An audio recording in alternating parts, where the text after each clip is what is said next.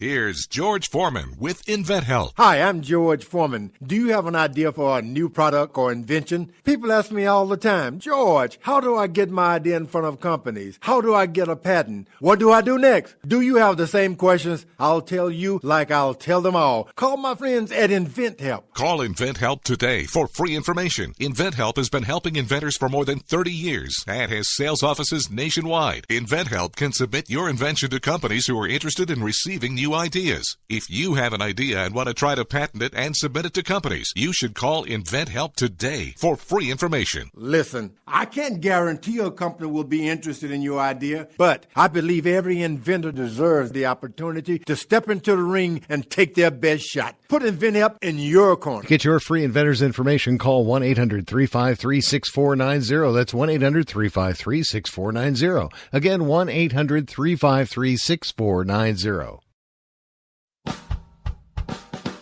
You're listening to the Spark Radio Network, internet radio like you've never heard before. Innovation, creativity, and imagination are all said to begin with a spark. So fasten your seatbelt and take the ride of your life and listen for the spark. You are listening to KLRN Radio, where liberty and reason still reign. Hey, this is John Preston, Marine combat veteran and Pacific Records recording artist. Just reaching out to have you check out our new album, Battle Cry, Songs of America's Heroes, an album featuring phenomenal other combat veteran artists like Scott Brown of the Scooter Brown Band, Ryan Weaver, Rowdy Johnson, just an incredible mix of people. This is all veterans telling our stories and our lives, and we're giving 100% of our proceeds to the Valkyrie Initiative to help veterans and first responders integrate back into society. I myself have battled with post-traumatic stress for many years and lost my own brother, a Marine Corps veteran, to suicide. I ask that you step with us and make this happen. We are in pre-order right now and release on March 17th. Go to iTunes, go to Amazon, buy. We plan on making the charts and making it at a very high level, and your support right now makes a difference. This is the release of my new song, Superman Falls, which is actually about the loss of my own brother, which happened last year, and I would love for everyone to check it out, to listen, and hopefully it'll make a difference in many lives. If you're 85 or younger, would you like peace of mind and comfort for your family? We're Final Expense Direct with an urgent message for you. The average funeral today costs over $8,000, but the most you'll get from government benefits is $255. How will your family pay the difference? We can help. Our senior plans start as low as just $1 a day and pay up to $30,000 for a funeral and other final expenses. Peace of mind is easy. There's no medical exam. You'll have lifetime coverage, and your plan can't be canceled as long as you pay your premiums. Call now for free information about our senior plans. Answer a few simple questions and receive approval right on the phone. Plus, call right now and we'll give you a discount prescription card for free. Call 800-553-8687. That's 800-553-8687. Again, 800-553-8687. 8687.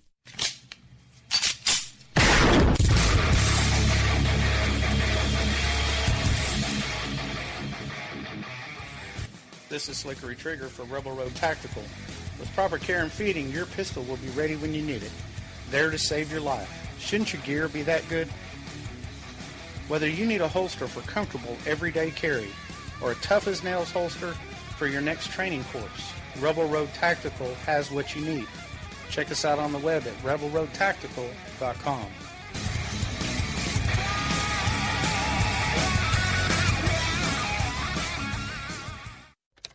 Sometimes riders feel lost, unsure why a passage may not be working. It takes another set of eyes to help us nurture our writing into full maturity. At Black Wolf Editorial Services, we strive to enable writers to develop and grow, offering manuscript critiques and line edits through a mentoring editorial style.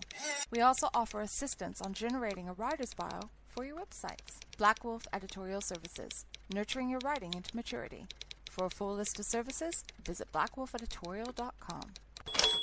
Here's George Foreman with InventHelp. Hi, I'm George Foreman. Do you have an idea for a new product or invention? People ask me all the time, George, how do I get my idea in front of companies? How do I get a patent? What do I do next? Do you have the same questions? I'll tell you like I'll tell them all. Call my friends at InventHelp. Call InventHelp today for free information. InventHelp has been helping inventors for more than 30 years and has sales offices nationwide. InventHelp can submit your invention to companies who are interested in receiving new ideas. If you have an idea and want to try to patent it and submit it to companies, you should call InventHelp today for free information. Listen, I can't guarantee a company will be interested in your idea, but I believe every inventor deserves the opportunity to step into the ring and take their best shot. Put InventHelp in your corner. To get your free inventor's information, call 1-800-353-6490. That's 1-800-353-6490. Again, 1-800-353-6490. KLRN Radio has advertising rates available. We have rates to fit almost any budget. Contact us at advertising@klrnradio.com.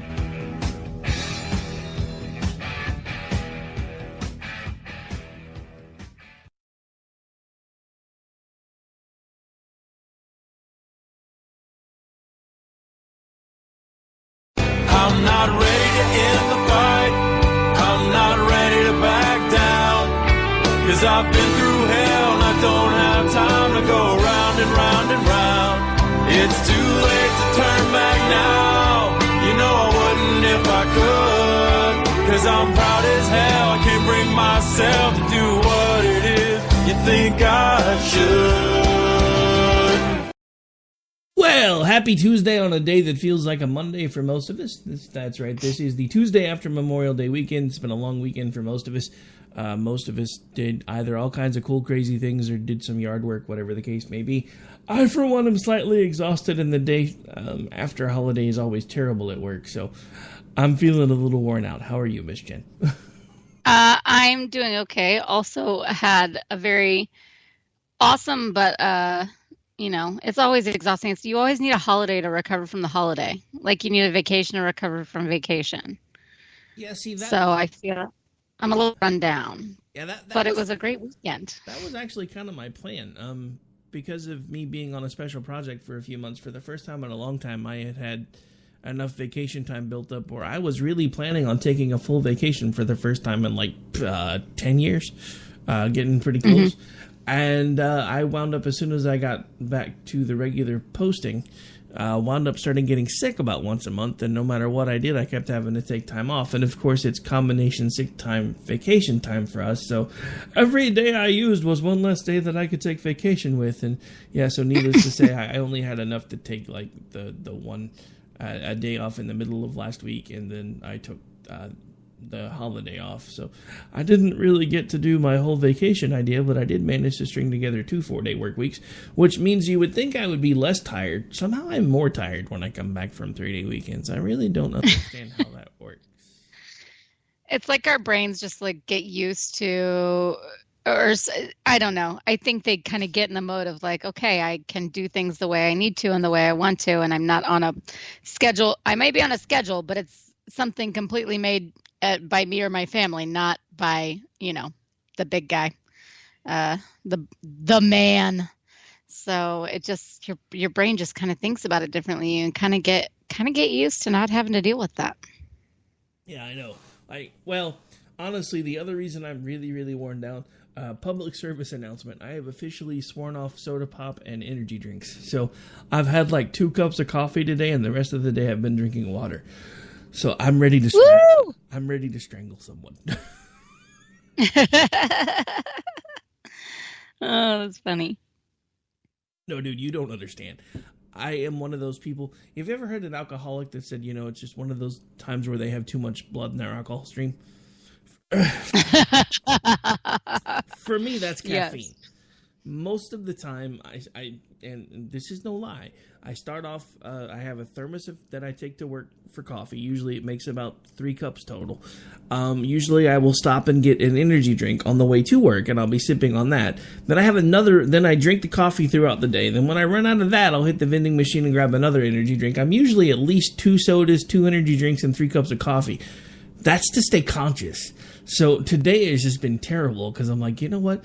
I'm spending way too much money on this crap that is slowly killing me, and I really need to figure out how to wean off of it. But now all I want to do is curl up in a ball and sleep. It's terrible. Well, I'm sorry, but this is better for you. I promise. It's gonna be good in the long run. I'm not sure I believe you. Well, whatever. Good for you, anyways. So, enough about me whining about my lack of caffeine and the fact that there's entirely too much blood in my caffeine stream. We have a lot of stuff going on in the news. So, where do you want to start? Oh, let's start with the good old, entertainment sector where someone flew off the handle. Sure. So, I'm assuming we'll lead with the outrage. You know what? I'm not even. The thing about it is, I'm done with the outrage thing. But what really I'm tired of is the media double standard. Because if a conservative news outlet had done this to a sitting Democratic president, there would have been wall-to-wall news coverage 24/7 for weeks. There would have been Media Matters compiling a list of people that they can try to take out in primaries and do this, that, and the other, and blah, blah, blah, blah, blah. And now CNN's like, whatever. I'm just like, well, it's not only that. People are saying, well, I guess it's also that it's like, okay, well, this is what happens and it's fine because it's Trump, basically. I mean, I think that we've kind of, in general, we're desensitized to this kind of thing anyways. Like, there's not a whole lot that can be done anymore that really makes people be taken aback. But this was pretty gruesome looking. And, basically the only response is, I am sorry, I was wrong, I went too far. A decapitated head of our president. A bloodied and decapitated head of our president. And I'm sorry, I was wrong, I went too far. Notice, though, that during most of her comments when she was doing the mea culpa, all she really talked about was, that I've had a long career, I've made mistakes before, I'm sure I'll make them again, but I've gone too far. Notice she didn't actually apologize to the person that she had basically decapitated in effigy, or to his family who had to see that come across the newswire. She not only didn't apologize to them, she still was in a way defending it, and she called it art, saying she didn't condone violence, but that it was, this entire thing was basically some grand, artistic gesture of some sort. She says, obviously, I do not condone any violence by my fans or others to anyone ever. I'm merely mocking the mocker in chief. I captioned this, there was blood coming out of his eyes, blood coming out of his wherever. Like, this is, and she did delete those tweets, but this is really gruesome. And I find it interesting, some of the people that are really speaking out. A lot of times when stuff like this happens, the left, it's not that they don't think that it's gross and that they don't think that it's wrong, because I think there are a lot of people that do, but a lot of times they just stay silent about it because they don't critique people on their side and because they do hate this president. And so they will just kind of mum's the word. Like you said, it won't really be on the news much. They won't really talk about it. They won't tweet about it. They won't be outraged by it. It doesn't mean that they personally condone it or think that it's good at all or that they're not appalled themselves, but they just tend to go silent. And I kind of think that is what is, that something has gone way too far when people are coming out and saying stuff. And I had I have some friends on my Facebook that everybody knows by now that I have, most of my people in my real life are liberal, and a lot of people very disgusted. Some people kind of defending it, doing the whole, like, it's an effigy, this is part of free speech and blah, blah, blah, blah, blah, whatever. But mostly people being like, this is not good. It's not cool. It doesn't matter who it is. That's not okay. And then you have people on Twitter, there's some prominent people, prominent Democrats coming out, including Chelsea Clinton, which I thought she was like, this is never okay. No president you should never do this to any president. And someone immediately responded and said, or any human. And she said, no, you're absolutely right. It's unacceptable all the way around, no matter who the person is. And I think that that's really pretty telling. And you and I kind of already talked about this, but I do think that it's not super surprising she would feel this way, because she probably watched how many terrible things said about her father. She heard them. She watched the news coverage. She probably saw all sorts of horrible things done of Bill Clinton in effigy. And so she's probably a little bit more sensitive on this issue as a daughter of a president. But again, usually they just fall silent. They don't step up and call it out. And so kudos to her for actually putting a public, notice out there saying, this cannot be happening. This is not okay. No, and honestly, I'm glad you mentioned that, because I have to admit that was one of the ones that I was surprised to see. I've only seen a handful of people actually speaking out, that have check marks next to their name. One of them, interestingly enough, was Anderson Cooper, and then of course Chelsea Clinton. And again, I think she has a different perspective when it comes to it, because she had seen those type of things growing up. She had seen her father get death threats and threats against him and everything else, and I'm sure there was probably some effigy stuff going on with Clinton, because let's face it, things being done in effigy to a sitting president are kind of par for the course. This, though, takes it too far. I remember when some idiot, and I said idiot, basically hung an effigy of Barack Obama, and CNN had it on 24/7 news cycle for like 5 days. They were demanding that Republicans denounce it. They were doing this, they were doing that. And now that it's a Republican, CNN's like, yawn.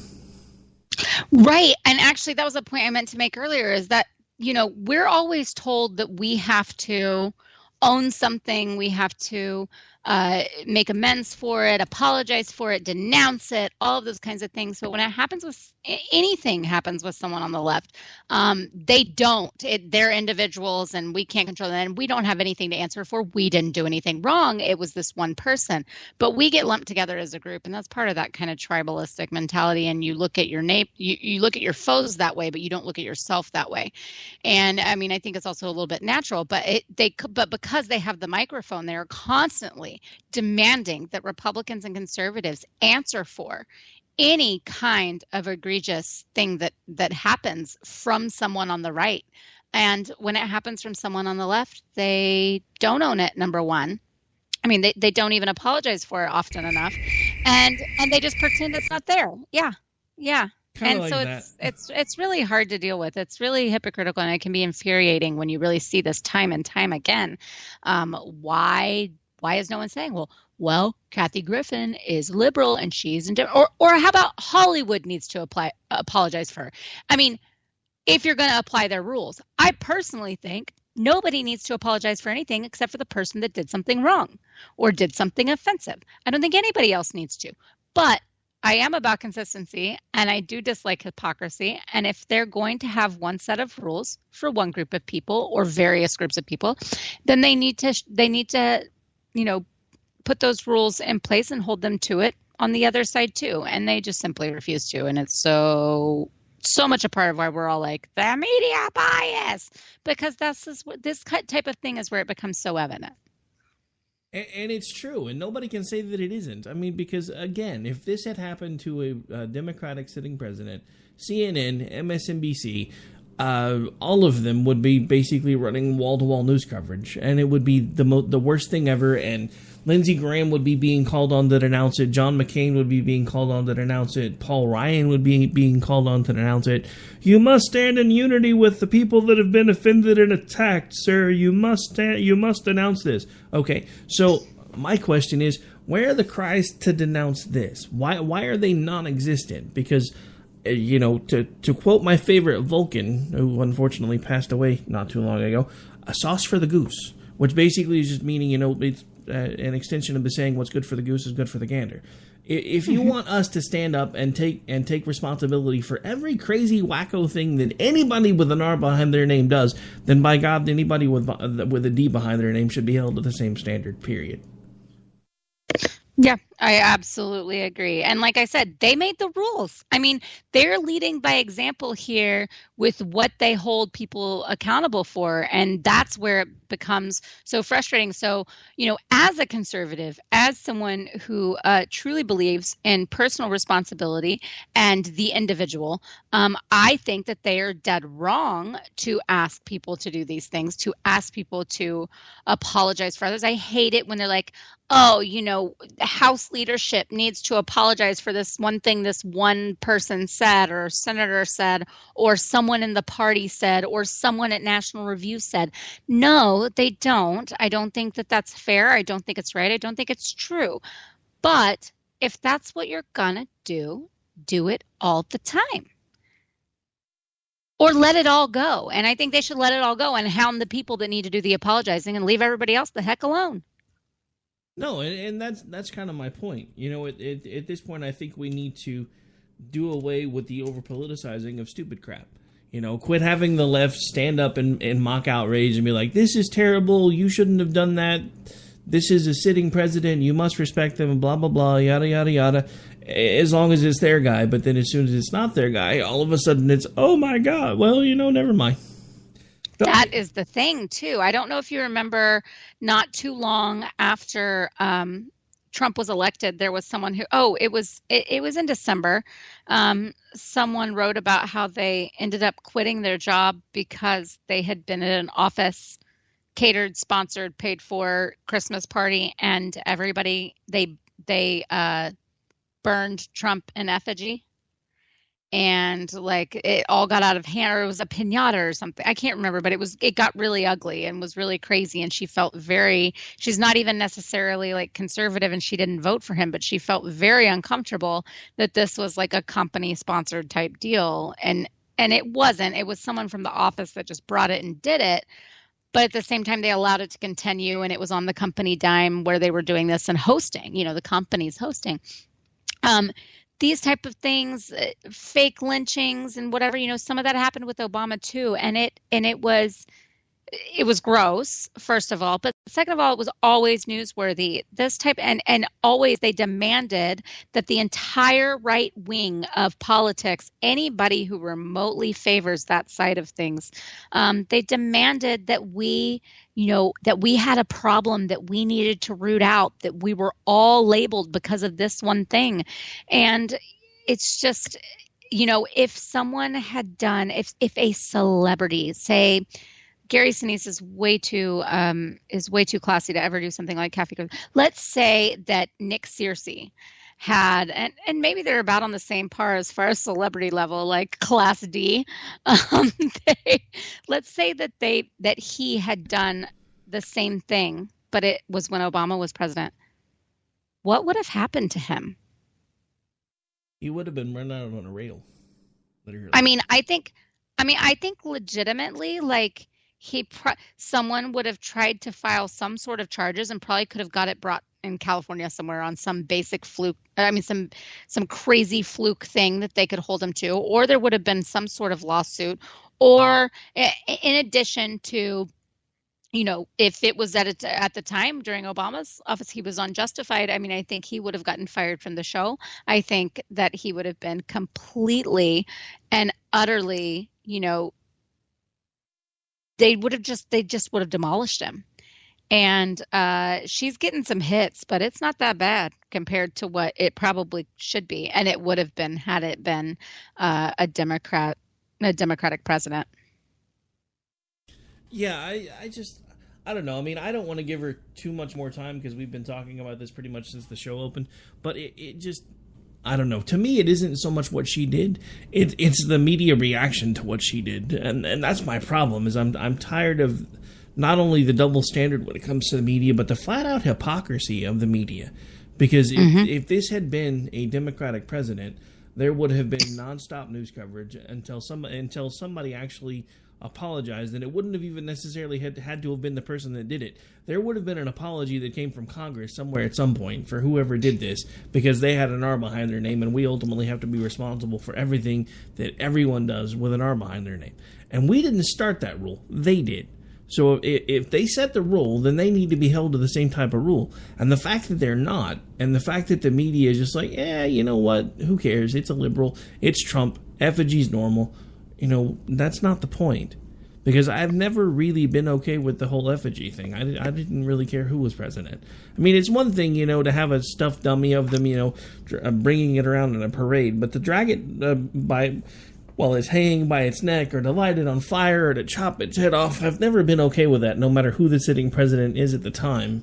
And I'm not okay with it now. What concerns me is there's people that I know, that I've come to know a little bit about, like Kurt Schlichter, who was basically removed from CNN because he basically said that Hillary Clinton was an enabler to sexual abuse. So he was removed from CNN for making a statement like that. But this person can actually hold up an effigy of our president, bleeding and got blood pouring down from all of its wherevers, as she likes to put it. And that's perfectly okay. I'm sorry, that's not okay. I wouldn't be okay. Somebody could hold up an effigy of Hillary Clinton if she'd been elected. I would be just as offended as I am right now. Yeah, I agree. As would I. Put her on a broomstick, one thing. Chopping her head off, yeah, not so much. Absolutely. I feel a little bit better. I had to kind of get that off my chest.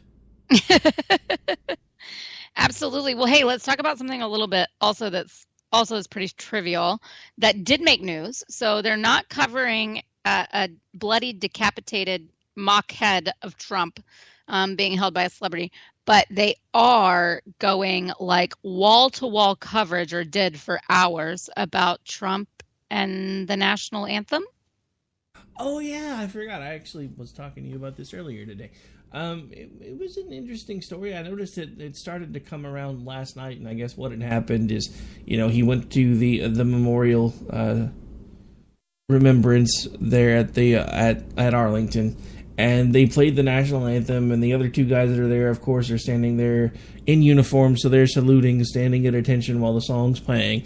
Donald Trump's not in any type of a uniform, so he's got his hand over his heart, and he starts singing along with the words and swaying back and forth, and because of that, he's now being called more senile than Reagan, and senile earlier than Reagan. Okay, but seriously, I understand that Memorial Day, it's a more solemn occasion, of course, and it's a day of remembrance. It's a day of contemplating and really, really being grateful for the sacrifice, the ultimate sacrifice that so many people have made for us to have this great country that we live in through many wars, not just the most recent one, but all the wars. And that, it can be it can be a sobering day, but let's not forget too that we also celebrate it in a lot of ways. We have the memorials, we have parades, which are joyful and patriotic and energetic and fun and bring communities together. Then you have the graveside, memorial services or just people visiting gravesides, in order to place flowers, have a moment of prayer, whatever, and think about their loved ones and pay their respects. And we have all sorts of different somber ceremonies that go on at different levels of government in which they honor these fine men and women that have served our military and served our country so bravely and given their all. But then we also, just like the parades, we have the whole side of it where it's pool parties and lake time and everyone comes together and it's family and barbecue and it is a national holiday that brings it brings families together, it brings communities together, and there are all sorts of organized fun activities for this. So it's not just the saddest of sad days. We've also made it a celebration of this country because of those that sacrificed and gave their lives to make it such. So when I see them criticizing because he's swaying and singing, and I know there's a little bit of a thing about like maybe he got some of the words wrong or whatever, but also but so much of the criticism was about him not being stoic enough.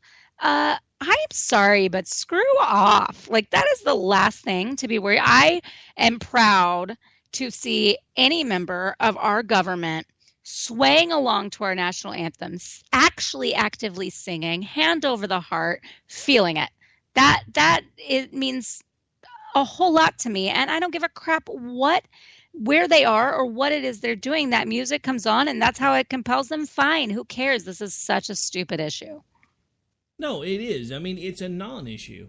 But honestly, that's getting to be the point where it seems like that's all the left has anymore, non-issues. Because everything that they've tried to throw at this administration so far isn't sticking. Every faux outrage, every faux crisis so far is falling flat.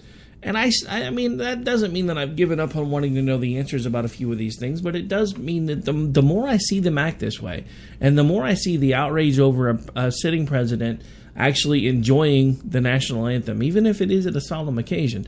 Look, I've been at solemn occasions before, but I honestly really enjoy hearing and singing our national anthem. So I'll sing along pretty much anytime I hear it. I drive my kids crazy because we can be watching freaking NASCAR or something.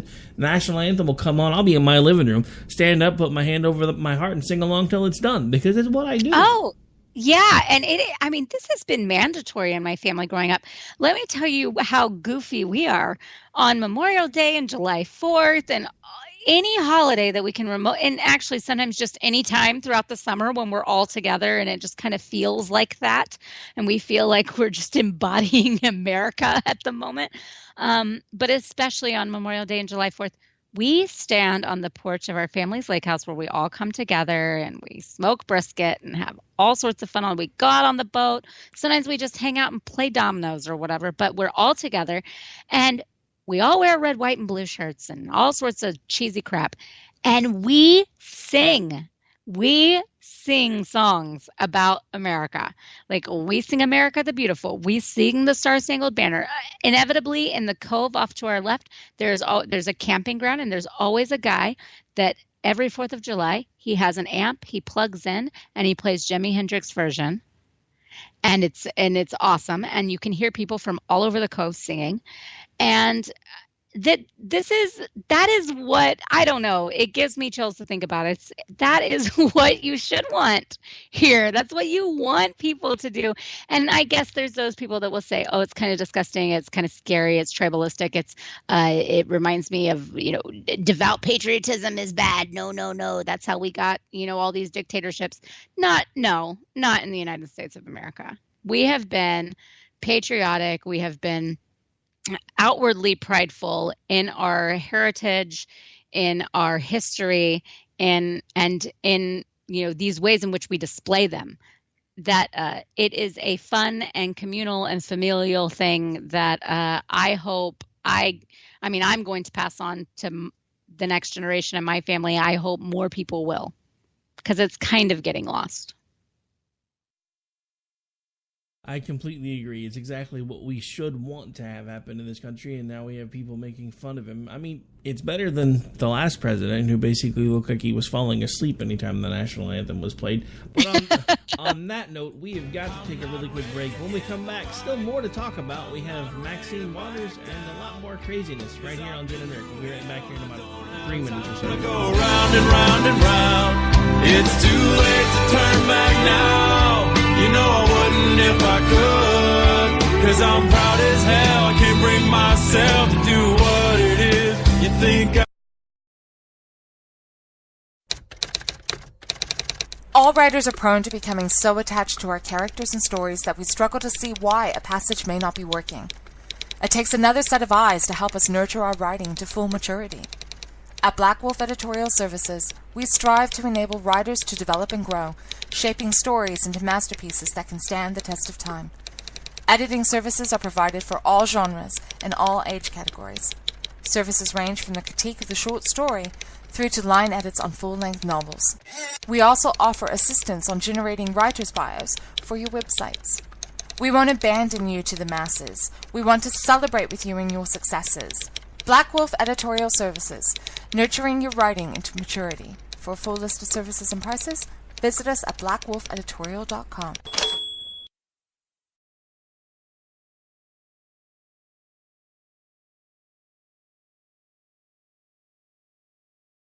Here's George Foreman with InventHelp. Hi, I'm George Foreman. Do you have an idea for a new product or invention? People ask me all the time, George, how do I get my idea in front of companies? How do I get a patent? What do I do next? Do you have the same questions? I'll tell you like I'll tell them all. Call my friends at InventHelp. Call InventHelp today for free information. InventHelp has been helping inventors for more than 30 years and has sales offices nationwide. InventHelp can submit your invention to companies who are interested in receiving new ideas. If you have an idea and want to try to patent it and submit it to companies, you should call InventHelp today for free information. Listen, I can't guarantee a company will be interested in your idea, but I believe every inventor deserves the opportunity to step into the ring and take their best shot. Put InventHelp in your corner. To get your free inventor's information, call 1-800-353-6490. That's 1-800-353-6490. Again, 1-800-353-6490.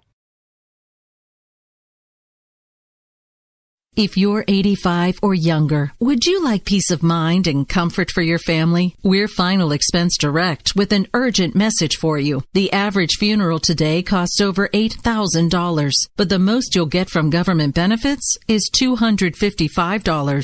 How will your family pay the difference? We can help. Our senior plans start as low as just $1 a day and pay up to $30,000 for a funeral and other final expenses. Peace of mind is easy. There's no medical exam. You'll have lifetime coverage, and your plan can't be canceled as long as you pay your premiums. Call now for free information about our senior plans. Answer a few simple questions and receive approval right on the phone. Plus, call right now and we'll give you a discount prescription card for free. Call 800-553-8687. That's 800-553-8687. Again, 800-553-8687. 687.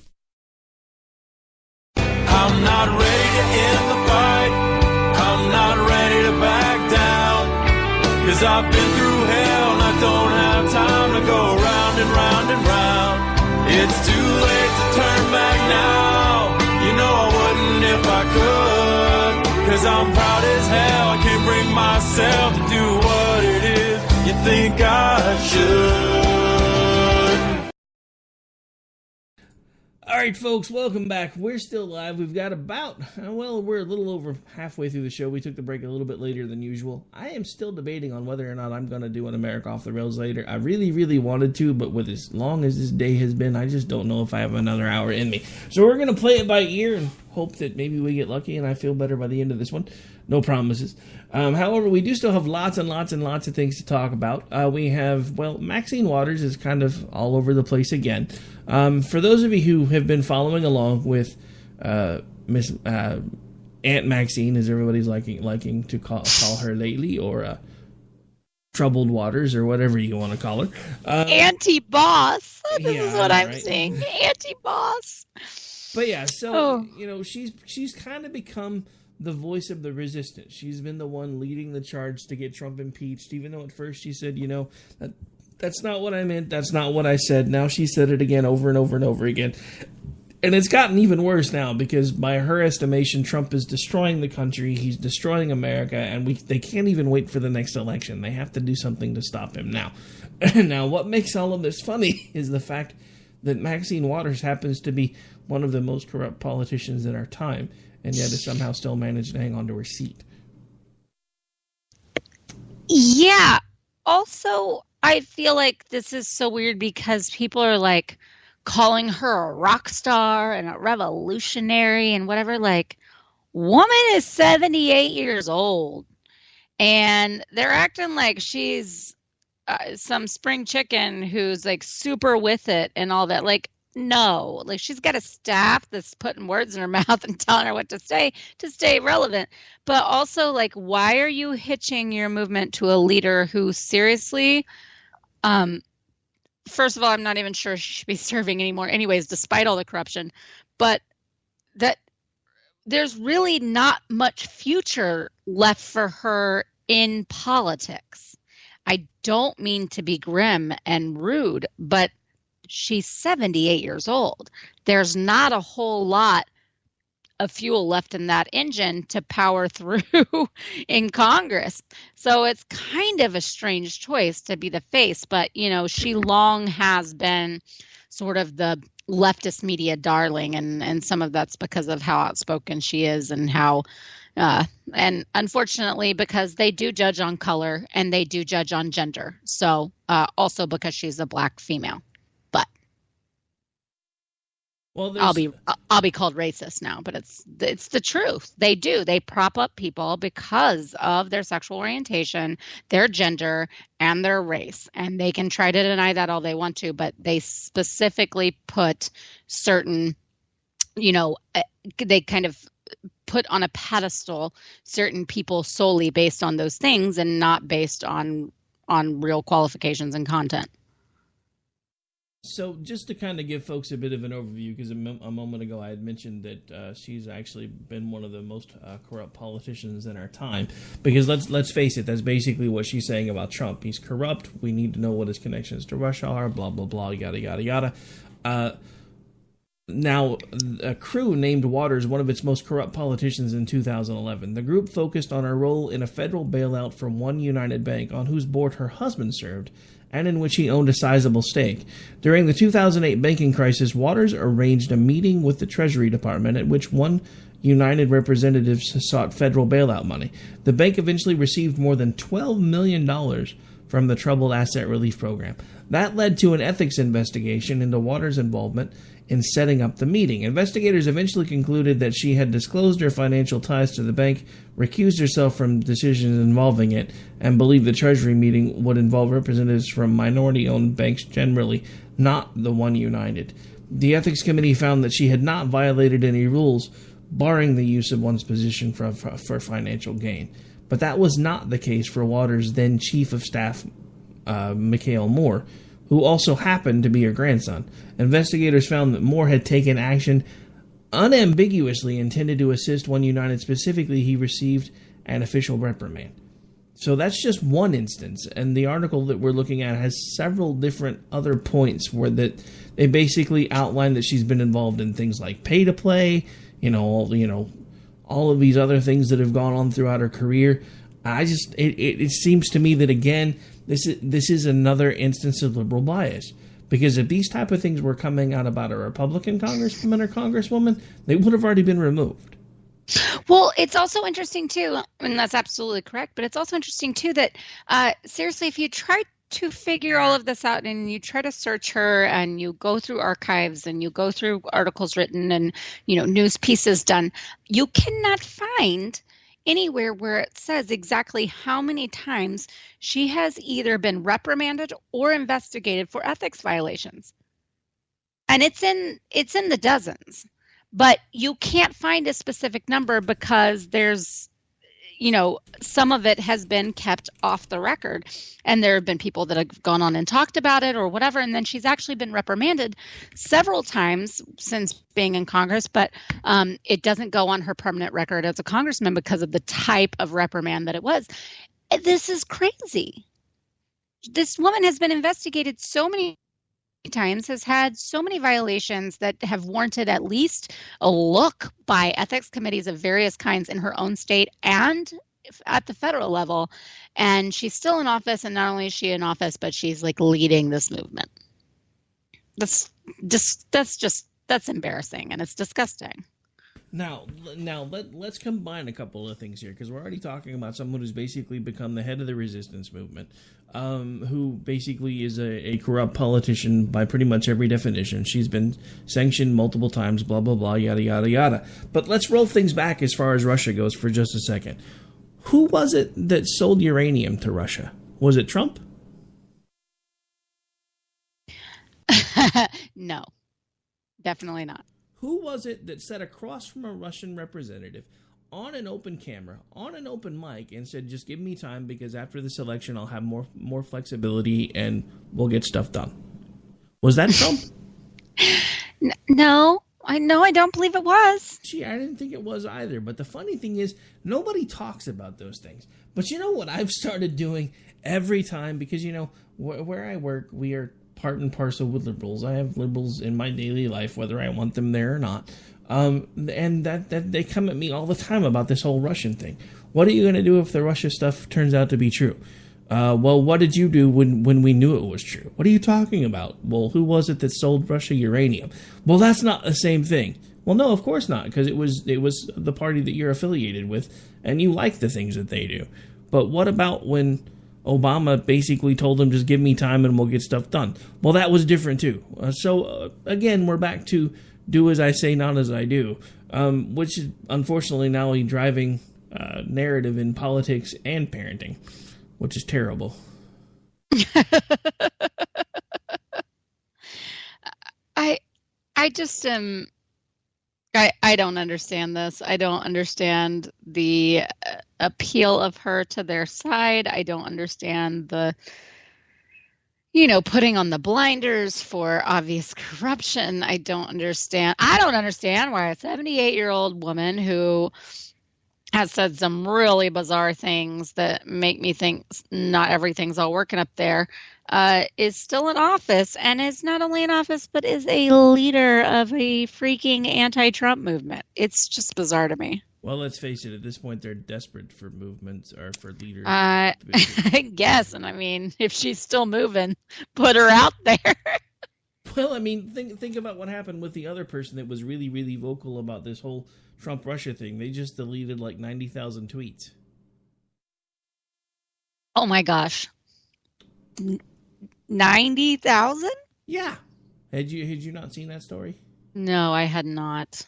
Sadly, for the moment, I don't have it pulled up, so her name escapes me, but it's somebody that has been really, really anti-Trump Russia for like the last several weeks. She was busted the other day because she's kind of shut it all down. She's not talking about it anymore. She's pretty much deleted any tweet in reference to it, and they're just gone. I mean, she's deleted like 90,000 tweets. My first question is, it's not Louise Mensch. That's who it was. It was Louise. It is Mensch? Yes. Oh, shut up. I love Louise. I just adore her. She has given me so much fun over the last several months. Oh my gosh, that girl. What is wrong with you? What made me think of it when you said her last name was a good friend of ours did a bit of a wordplay about the whole tweet about her deleting 90,000 tweets. He's like, maybe she didn't want anyone in her mentions and did it with her last name. I thought that was kind of cool.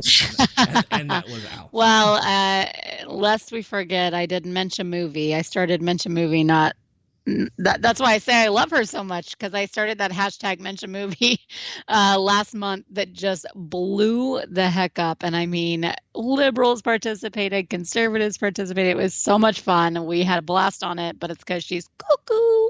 So, and she keeps insisting that something's about to drop and that we're going to have President Hatch, by the way, because everybody else in line is going to be. I've seen the same thing that, they're going to go. They're going to go almost 2/3 of the way down the line of secession, and it's going to be hatched by the time we're done. Right. She even tweeted that like 2 days, like maybe even yesterday or the day before. But yeah, she's cray, and that's so fun. And I can't believe she deleted all of them. But she's also probably going to then later claim that it's because she was made to because of the conspiracy, to try to keep it covered. What's eventually going to happen is at some point it's going to become a big enough story that she's going to put out some sort of a release about Twitter made me delete them because people were reporting them. Yeah. Or she was hacked by a Russian bot, because you know that she called me a Russian bot for starting that hashtag with at Gentleman Rascal, Andrew Lynch. She called the both of us Russian bots, and she ended up playing on the tag a little bit, but she was more serious about it, of course, because it was actually her. And but yeah, she multiple times told people that we were Russian bots and we should be blocked, or that we're trying to get at her, which means what she's speaking is truth, because obviously Trump sent out his Russian spies and bot system to try to take her down. So so for a long time my name was on Twitter was now I can't even think JR, maybe it was J Ruski Botsky. That was what my name was. Yeah. So you really do seem to have a talent for getting hashtags trending. We need to start trying to figure out a way to work that into the show once in a while. Yeah, we really should. You know what I should do is that the next time there's kind of like a topic like this where I come up with it, and I almost always have like a partner or two that like help me with it, or can kind of have some of the creative aspect of it. We should just also put in there like hashtag Jen and Rick, like, and get it, or be like something where we're doing it, or maybe KLRN is retweeting all of it, or something to kind of get it attached to the show or to KLRN Radio for sure. Well, what I was thinking is we probably would want to at least tag the station and then do like a hashtag JNR to go with it, because what we could do is we could whatever hashtag you decide to run with that week, we could get it going, keep it running for as long as we can, and then we can actually talk about the fact that some of the better ones we can actually give shout outs to on air, blah blah blah. It'd be fun. Kind of the same thing that Real Serious Nonsense used to do, because they'd kind of get a topic going for a few days, put a hashtag to it, and kind of give folks shout outs on the air. It's so funny about how it goes, though. Like, I never really know when it's going to happen. Like, I will start one, and I'll get some good feed on it, and I'll get a couple hundred participants on a tag, probably weekly. And then about once every couple months, one just goes viral. And it's always topical. It's rarely like it's fun, but I mean, it's rarely just the ones that are like just fun, like where people do like, Harry Potter, a song or something like that. It almost always is like politically related. So it's still like pop culture, but it's also with political, the political climate too. And it's something current. So next time that I'm doing one and I see it starting to take off, we will, I'll text you and we'll start formulating a plan to tie the show in, because it'd be really fun. Well, I mean, even if it's not something that we get trending, what I'd really like to do is just start trying to find a way to work social media in a little more. So maybe just find a fun topic, start a hashtag, tag the show in it too, and then read over some responses. If it trends, I can always do that. If it trends, great. If not, at least maybe we'll get some participation from the folks that listen and maybe bring in some more. We are just about out of time, so I wanted to kind of go full circle here for 1 second, only because I just had a tweet come across my feed from Mitt Romney, which I thought was kind of relevant to most of what we've been talking about tonight. Our politics have become too base, too low, and too vulgar. That would actually fit almost everything that we've talked about today, but of course he goes in to zero in on the Kathy Griffith situation, but Kathy Griffith's post descends into an even more repugnant and vile territory. I don't even. I mean, everything is. Everything is awful. Did you know that? Great. Now you're gonna kind of fun. Now you're gonna have now I'm gonna have this idea for a parody running through my head. This is something I do all the time, constantly when there's stuff going on with me. I'm like, everything is awful. I always do it at work, but it's kind of funny. It also is, it's the Donald Trump. This is what happens when you have the culture of Donald Trump as president. Everybody is trying to use that all the time, right? Like, this is Donald Trump's America. Well, that also bled over onto the Texas legislative floor, which, we won't really have a lot of time to talk about, but was pretty crazy. Everything is kind of outrageous and vile and combative and aggressive. I mean, it just is. But I don't really think it's because of Trump. I think he lent some legitimacy to some of it. But I think this is we have been a pot about to boil over for quite some time. And maybe Trump's the one that took the lid off and removed the wooden spoon and let it finally, spill over onto the burner. But I think it was going to happen anyways. We were ready to boil over. And now things have just gotten more personal, more vicious, and more outrageous than ever before. And actually, that's not true. It's really not the most outrageous time in our history, and it's really not the most vicious politically or divided politically time in our period, in our history, but it's in modern history, in our recent memory, it is. Yeah, the issue is with the information age we have going on, there's really no way to not know everything that's going on. Now, Only because you started it. Remember how I told you in a second I'd have a parody? Everything is awful. It's all coming apart at the seams. I'm telling you, give me about 5 minutes, I could probably come up with a little parody. Anyway. Yes. So everything is, and then you could go into like you're killing the American dream. But I do want to give props to one person, because the reason I wanted to mention what happened in Austin was the fact that there was this group that decided they were going to get together and have a protest over the fact that Austin was that the state of Texas was trying to pass legislation against sanctuary cities. So there was a sitting member of the legislature who called ICE and said, I want you to check to make sure everybody that's protesting right now is legal. I was like, oh my God, somebody finally did it. That's funny. Well, and the thing is I don't know if you saw all the headlines, but they were immediately like, oh, GOP, Texas congressman threatens to put a bullet in the head of a Democratic congressman. Not even remotely how it went down. This guy completely confronted him and was aggressive about the fact that he said, here are people standing in the rotunda of the Capitol and on the floor, the legislative floor, in our Texas state capitol, holding up signs that say, I'm illegal. I dare you to make me leave. I'm illegal. What are you going to do about me? I'm illegal. I'm not leaving. And on and on and on. Taunting signs. They are chanting. They are doing all these things. And here you have a senator. You have people walking by them. They're trying to ignore whatever. And you have someone that actually is like, you know what? Screw this. I'm calling ICE. And you can say all you want to about it. You can say he was a jerk for doing so. You can say that he was disrupting a peaceful protest, which I don't really always qualify that as peaceful when you're on the floor, but okay. And you cannot agree with it. But did he do anything wrong?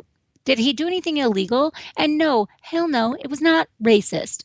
But and you could even argue that as a lawmaker who has taken an oath to abide by, make and uphold the laws of not only this state, but of this country, that he had the obligation to call, if you really want to get, technical with it. And that is a decent defense for him. And then you have another congressman come over, aggressively get in his face and say that I'll wait for you outside. I'll be waiting as you go to your car, making these threats, getting very angry, pushing him, and then him saying, I'll shoot you in self-defense. But they turned it into the headline of, he says he'll put a Democratic, legislator's bullet in his head. No, that's not what happened. That's not how it went down. And I don't even know who really started it, who started antagonizing who first. And I don't really care. The bottom line is that this person Rinaldi is now under the protection of the Department of Public Safety here in Texas. Nice. Yes. I mean, he is actually under the protection of one of our main forces of protection here in Texas. So that should maybe tell you a little bit about who was in the right. So, one other thing, and then we really are just about out of time, and I've decided I'm not doing an Off the Rails tonight. I'll do one tomorrow, guys. I'm really wiped out in between the long weekend and things we were doing around here and company for like 2 out of the 3 days and work being nuts. So I'll we'll start America Off the Rails week off tomorrow, so we'll have a short week on that, so 2 shows. Now, one other little point, because I thought this was interesting, and this goes back to this is kind of an offshoot of the topic we're talking about right now. So a lot of the farmers that voted for Trump in the California area are now kind of reticent on the fact that they had voted for him, because I guess the changes in the immigration stances already have started to impact their farms and their crops, because they don't have nearly enough people to pick them. So they're basically admitting that the majority of the way they make their money is by capitalizing on illegal immigration at this point, and that Trump is actually impacting that. They literally have said in a news story that I listened to earlier today that the the majority of migrant workers were here legally, and that they follow the crops. And now that there's all of these changes to how immigration is going to work and this, that, and the other, one of the unintended consequences, so to speak, is going to be the fact that people's food is probably going to get more expensive because they can't find people to pick their crops for them. I'm sorry, I disagree with that. Yeah, I don't believe that either. Just like they're claiming that in Texas that that illegals are moving out of the state in droves because Trump was elected and they knew that there would be a crackdown in Texas. There's no evidence of it. Zero. It's something said to continue to further pull at people's emotions in order to justify, blatantly ignoring the laws at hand and wanting to support amnesty, and which is fine if that's what you want to support, but don't claim that all of these people have done absolutely nothing wrong, and that somehow enforcing just the most basic and minimal of our laws. We're not talking about rounding up mass deportation and doing, having a military state in order to do so. We're not even talking about that. We're just talking about enforcing the most basic of our laws, that is going to cause some sort of crazy economic crisis and uproot all of these people and make it just devastating for the United States and for certain industries in our country. It's utter crap. On that note, why don't you remind folks where it is that they can hang out with you when you're not on the radio hanging out with me, because we are officially out of time. Yes, I'm at J Homestead on Twitter. I'm at JR Homestead on Facebook. And please stop by my Tribalist Gang of Misfits blog, www.misfitspolitics.com. You should change the title temporarily and throw travel in there somewhere. Just cause. I know. Well, we did do it on our official account, which is also at Misfits Politics on Twitter. We did. We said Tribalist Blog Gang because that's what we keep getting accused of. So whatever. Yeah, well, tell the Buckley Club to suck it. Exactly. I don't give a crap. All right, and of course, I am Rick Robinson, usually here every Monday through Thursday for America Off the Rails, and right here Tuesday and Thursdays for Jen and Rick, as well as Friday nights on Robinson and Wright. Unfortunately, with this being a holiday week and a million other things going on, and internet change-ups and crazy work schedules and etc., we'll have an abbreviated schedule for America Off the Rails, so we should be live both Wednesday and Thursday, and then we'll get back to normal the following week. But of course, if you want to follow along, it's really easy to do. You can do it on Twitter by following AOTR_host. You can shoot me an email at rick@klrnradio.com. You can follow along on Facebook by looking for Rick Robinson. Just look for the picture of the Time Magazine looking guy. There's tons of Rick Robinsons on there, and nobody wants to look at my face, so I decided to put a picture up that would stand out. Or you can follow along with my main show's Facebook page, America Off the Rails, and we will talk, we'll chat, we'll hang out regardless of which method you decide to use. And on that note, folks, we are officially out of here. I'll be back with you live tomorrow night. I think we have a live The Conservative Curmudgeon, and I did just get verification that Bunny has a show that is launching again in last week of June. So the Wednesday on the last week of June will be the first episode, and she actually just confirmed that she's going to be on with us on Robinson and Wright, not this coming Friday, but the following. So make sure you tune in for that too. And we are out because we're long. Take care, folks. God bless. We'll see you when we see you. I'm not ready to end the fight. I'm not ready to back down. 'Cause I've been through hell and I don't have time to go round and round and round. It's too late to turn back now. You know I wouldn't if I could. 'Cause I'm proud as hell. I can't bring myself to do what it is you think I should.